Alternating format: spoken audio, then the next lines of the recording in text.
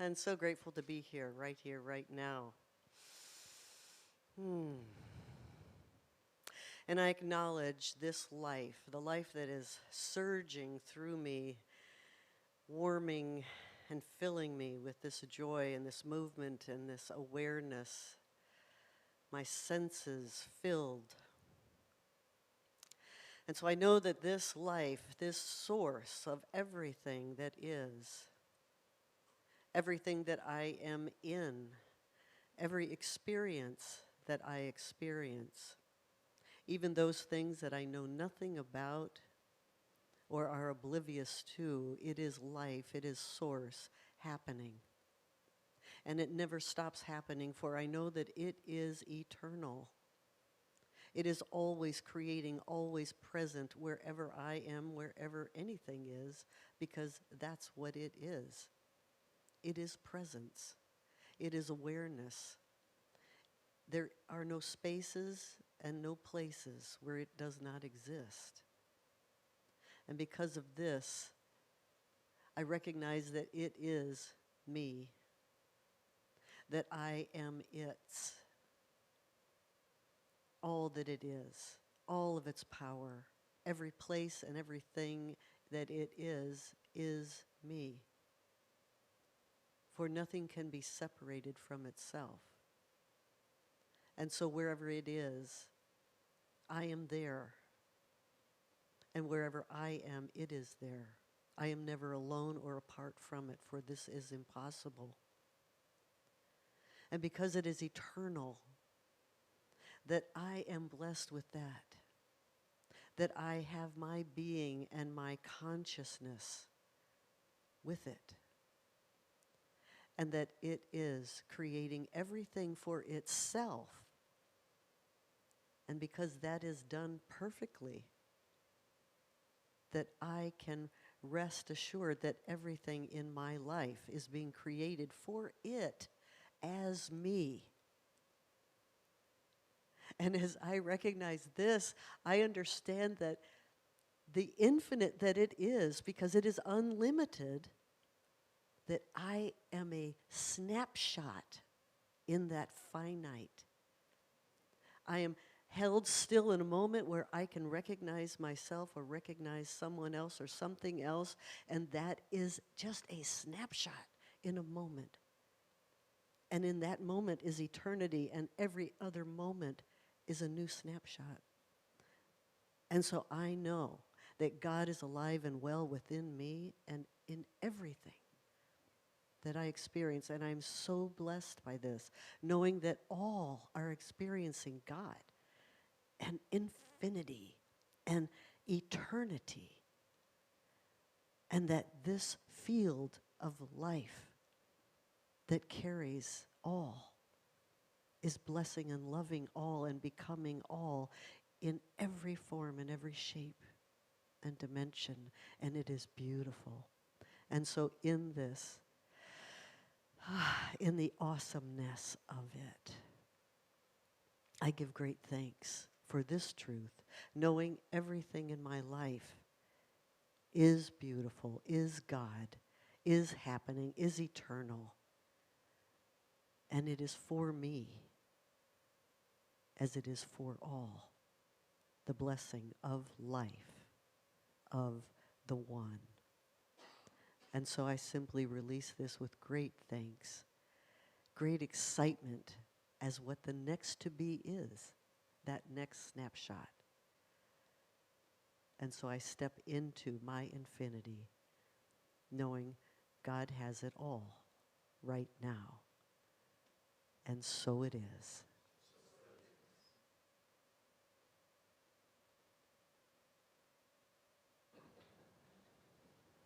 The reason I asked us to get up and get into that song earlier was because we talk about growing this center, right? And in order to grow the center, who has to grow? We do. We have to.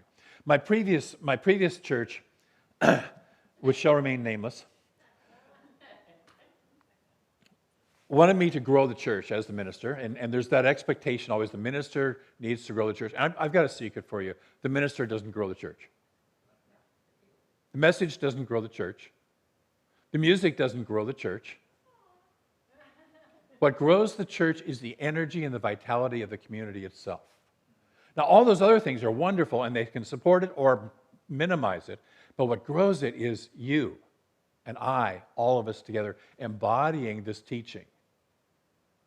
So at the previous church, new people would come in, and after a while it got to be like a calendar thing. I could set my calendar by it. They would come in, and the first Sunday they were there, they would sit there, and there would be this big smile, or they'd be crying, oh my God, it feels so at home the first time, and all that stuff. The second time, it was kind of the same thing, but you could see there was a little cloud going on. And the third time, it was always the third Sunday, they would walk up to me after the service and say, Reverend David, I love you, I love your message, I love your energy, but the toxic conversations that are happening in that fellowship hall, I cannot be around, and I'm leaving. And then the community would come back and say, why aren't you growing the community? And I was too much of a nice guy back then, I wouldn't say it, but what I wanted to say was, because you kill every seed I plant. And so we are here to allow this. Our talk today is the finite is the infinite. We are the infinite.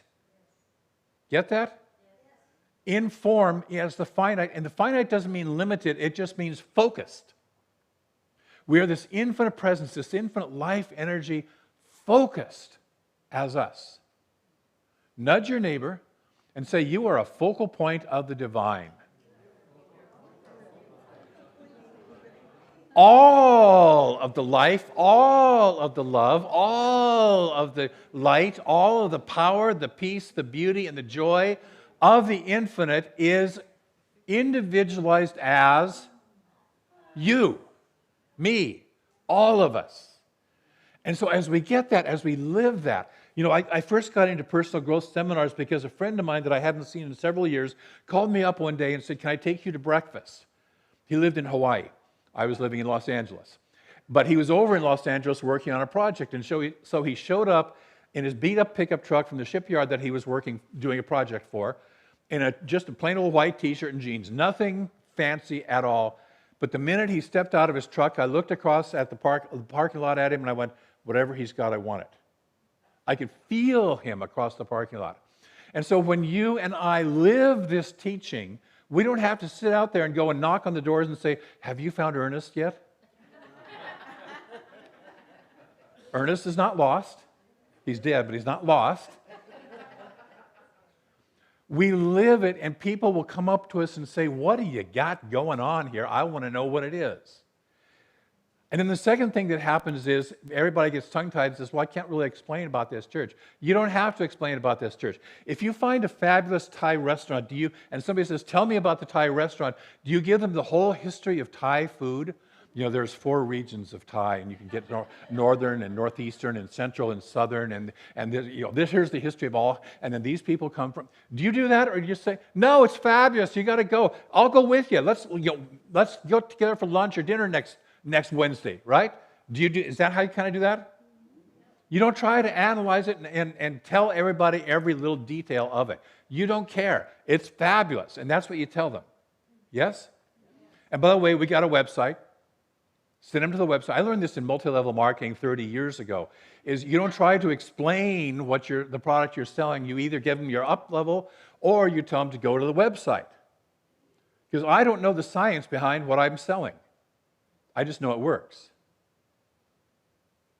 And if you're living this, your life starts to show up as working it, yes? So take a breath. Remember that you're one of an infinite presence. And although you're focused, you're a focal point of that presence, you're not limited. So we've been looking this whole month and gaining perspective on oneness. And we've been living with this wonderful Mark Nepo quote that says, if peace comes from seeing the whole, misery comes from losing perspective. And so we're here to expand our perspective. How good can I get it? How good can I let it be? We can have all the good in the universe, or we can have as much as we embody, which is why I invite you to get your body involved. Have you noticed that you're in a body? Tap yourself. Okay? If you're sitting at home online, by the way, hi, tap yourself. You sit around looking at a computer screen too much. I'm talking to you too. Get a little stimulation going in the body. Because we have bodies and we get to play with those bodies.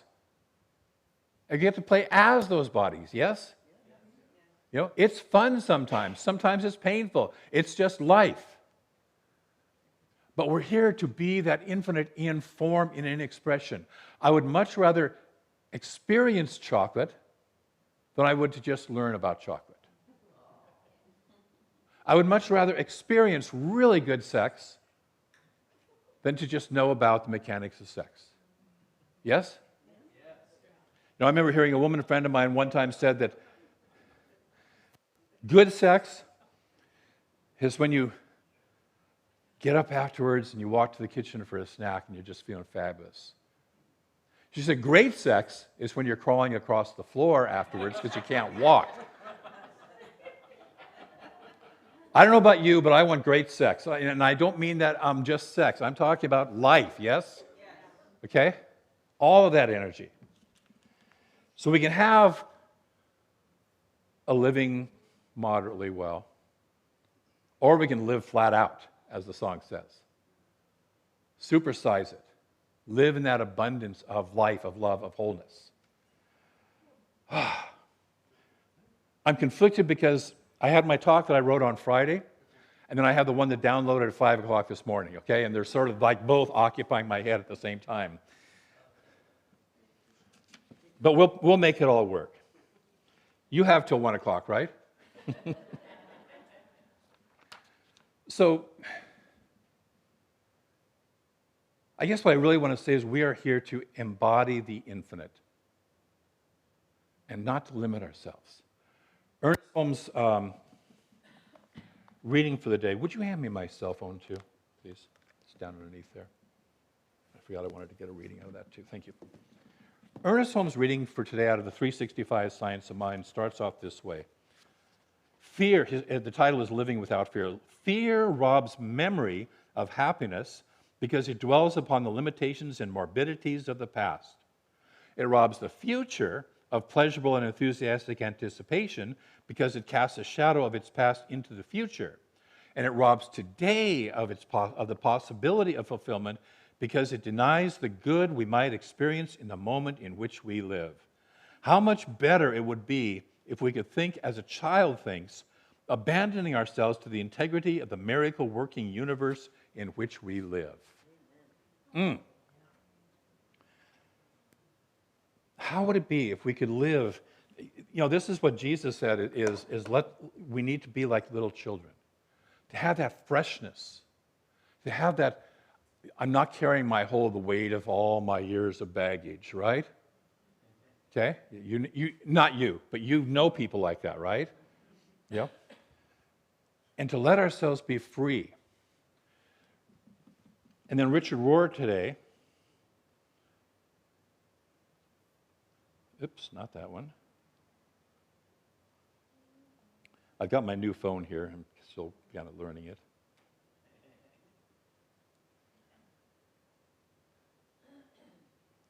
Said evil finds its, and evil is just simply living backwards, right?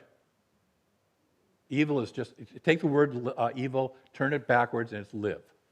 Okay? So it means we're just living backwards from the flow of life. Evil finds its almost perfect camouflage in the silent agreements of the group when it appears personally advantageous. And what that means is we will continue to limit ourselves, we will continue to live backwards to stay in agreement with the group we're in. So we're not judged by the group, so we're not isolated by the group. So I'm feeling a little more free today because I just had a aha sort of experience where I realized that I had projected my mother, who was very critical and was never happy about anything and all like that, onto another person, and I've simply freed myself from that very recently, and I'm feeling free from that. Now, that person didn't do anything particularly, but I took it that way. And so I imposed that to fit into, how will you judge me if I show up this way? If I show up without a written talk and just kind of speak off the cuff, how will you feel? Will you still accept me? Okay? And I know that you will. But my little child doesn't know that, and so it wants to conform. It wants to fit in. Do you know what I'm talking about? Okay? And so we do that. That's where it's personally advantageous is I don't lose the respect of the particular community I belong to, which is why we get stuck in patterns that we don't really believe in, but our group does, and so we kind of go along with the group. Yes? If you want to know what I'm talking about, look at the country today. We got this group over here, and we got this group over here, and a lot of the times they're loyal not because they actually agree with what's going on or disagree with what's going on, but they're loyal to this group. There was an old Jefferson Airplane song called "The Crown of Creation," which I love. It starts off, "You are the crown of creation, and you got nowhere to go."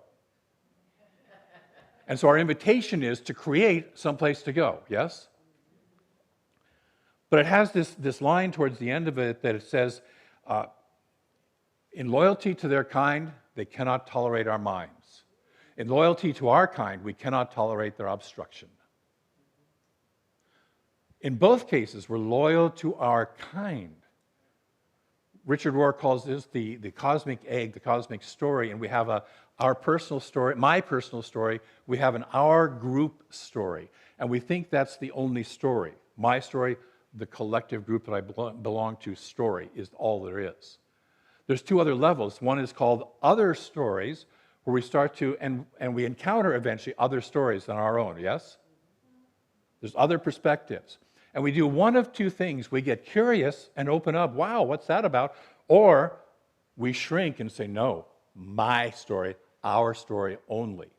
I was reading a review of a book that actually was mentioned in Richard Rohr on Amazon. There was this one-star review, and it was a Christian Episcopal minister's kind of a daily contemplation sort of thing. And the review said, he quotes the Buddha, and Buddha, by the way, misspelled, and others as though there are other religions that are valid. And only our religion is valid. Our way is the only way to God. That was the review of the book. Breathe. That's called I'm clinging to my story, and even though I've encountered other stories, I am shutting off against them. And then Richard Rohr in the final level calls it the story, which is the highest cosmic story. It is beyond, it encompasses all and is more than that.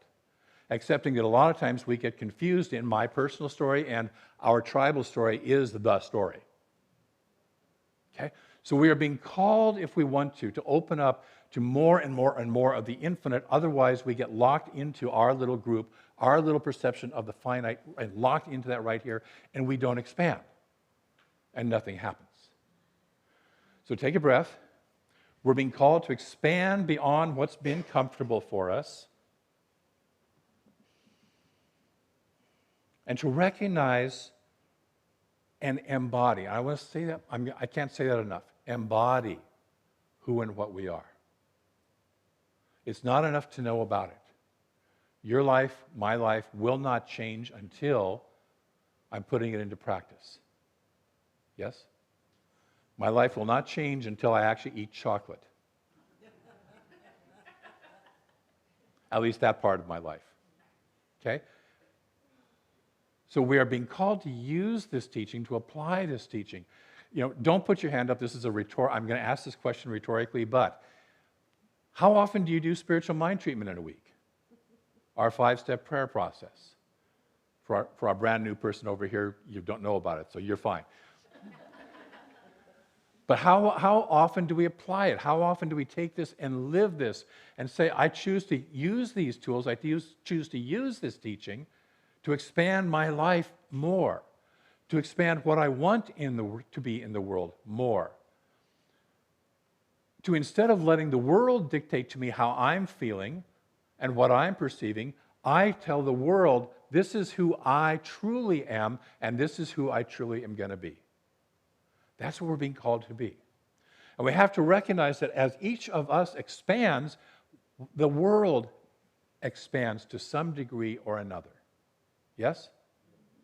And then we have to get our finger out of other people's business Yes? Okay. I hear people refer to somebody as the orange turd. And since there's only one of us, who am I referring to? Yeah. There's the old, if I got one finger pointed out at you, I got three pointed back at me. Now, we can disagree with a person, we can not like what they do, and we can look at that and say, okay, that's not what I want to do. What I want to do instead is this over here. I'm going this way.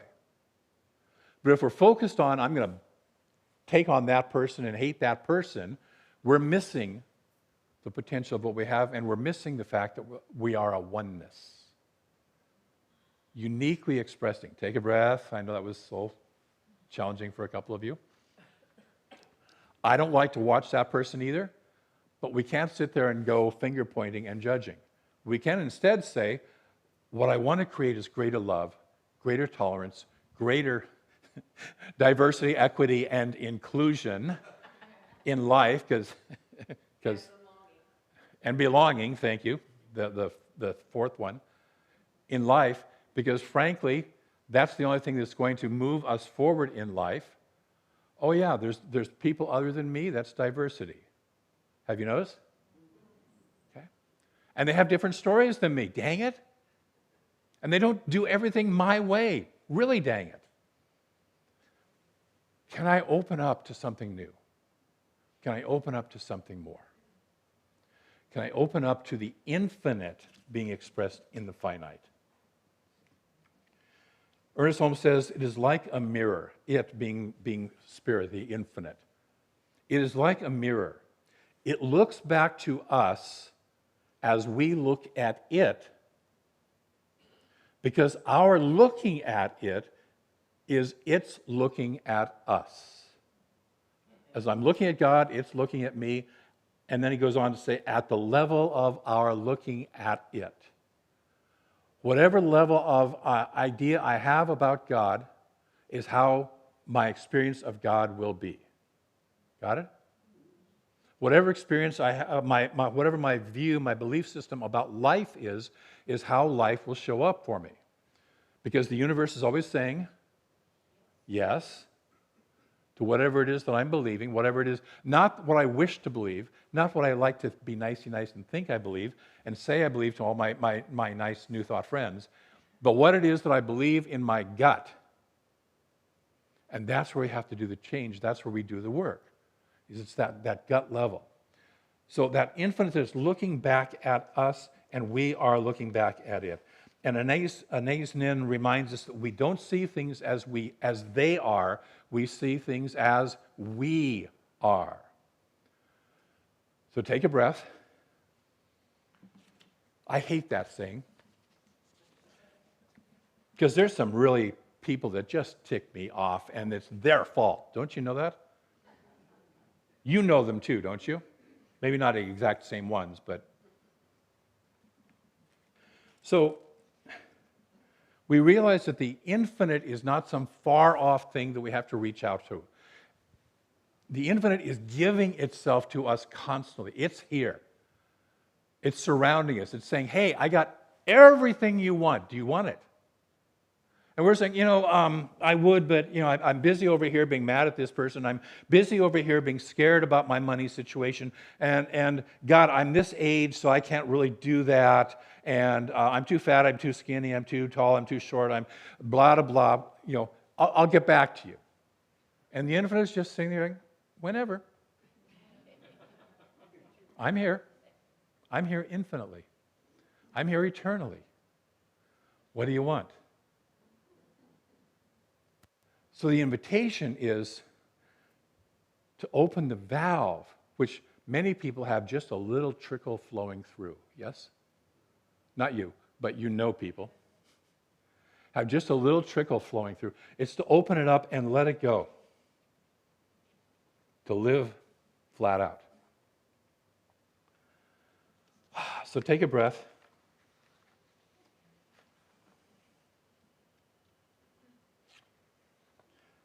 Life urges us to stay comfortable. Small L life, other people, urge us to stay comfortable. But the urging of life, capital L life, calls us to go further. There's a fabulous poem that from Rudyard Kipling called The Explorer. And it starts like this: there's no sense in going further, it's the edge of cultivation. So they said, and I believed it. Broke my land and sowed my crop. Built my barns and strung my fences in the little border station, tucked away below the foothills where the trails run out and stop. Till a voice as bad as conscience rang interminable changes on one everlasting whisper day and night. How many of you have had a whisper day and night? Where it's that thing is kind of going, okay. Repeat it. So, something hidden, go and find it. Go and look beyond the ranges, the mountain ranges. Go and look beyond the ranges. Something lost behind the ranges, go and find it. Something lost and waiting for you, go. That's what the universe is always saying. We are living as finite expressions in an infinite, so there is always more good, yes? There's always, whatever it is, there's more good available. And my having more good doesn't take away from your having more good. My using all of my creativity does not diminish your ability to be creative, yes? My using all of my love, expressing all of my love, doesn't take away your ability to express love. It's not a finite pie. Yeah? And so we're here to live that energy, to live that fullness of who we are.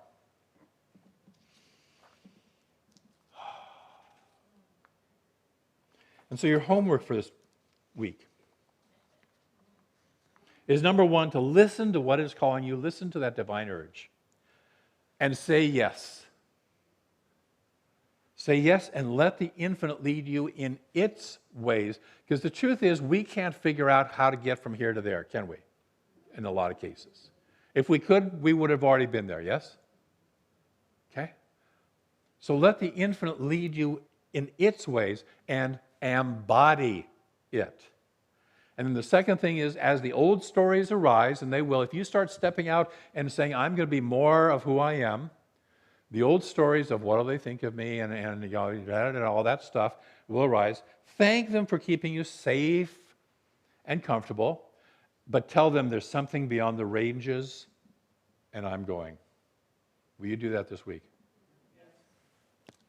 I'm going to close with a reading from Ernest.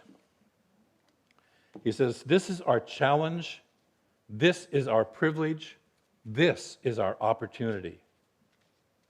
Somehow, out of the depth of the universe, some great demand is being made upon us. I know we shall answer it in joy, through laughter and singing, not by tears, not through sadness. We no longer wish to resurrect the dead in morbidity.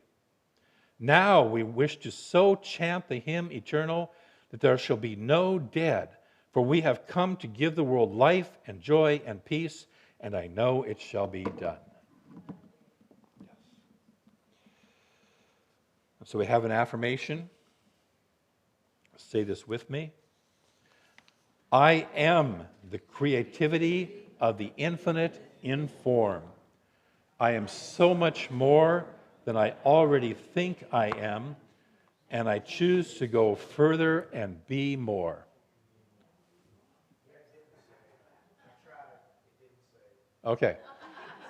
Let's do that again. There's an and be more on the end of that. So I am the creativity of the infinite. Come on, like you mean it. I am the creativity of the infinite in form. I am so much more than I already think I am, and I choose to go further and be more.